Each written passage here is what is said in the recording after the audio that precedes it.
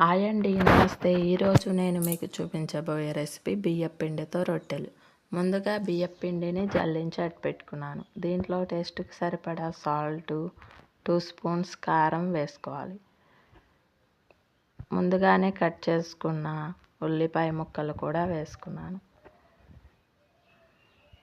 తర్వాత కట్ చేసుకున్న పచ్చిమిర్చిని కూడా వేసుకోవాలి.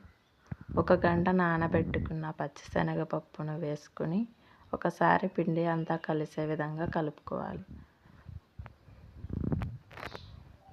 ఈ విధంగా కలుపుకున్న తర్వాత కొద్దిగా వాటర్ పోసుకుంటూ పిండిని గట్టిగా కలుపుకోవాలి.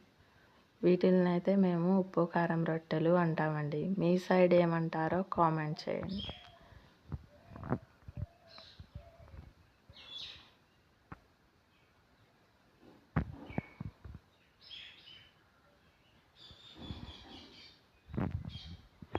ట్రై చేసి ఎలా ఉన్నాయో కామెంట్ చేయండి. మీరు కూడా ఇవి చాలా బాగుంటాయండి.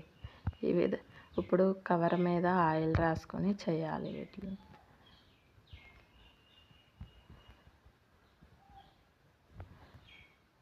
ఇప్పుడు నూనె వేడెక్కింది కదండి, దీంట్లో వేసుకొని వేయించుకోవాలి.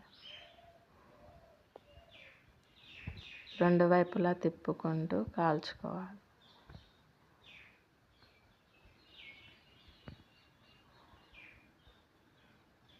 ఒకవైపు వేగిన తర్వాత ఇంకోవైపు తిప్పుకుంటూ చేసుకోవాలి. అంతేనండి, రెడీ అయిపోయినాయి.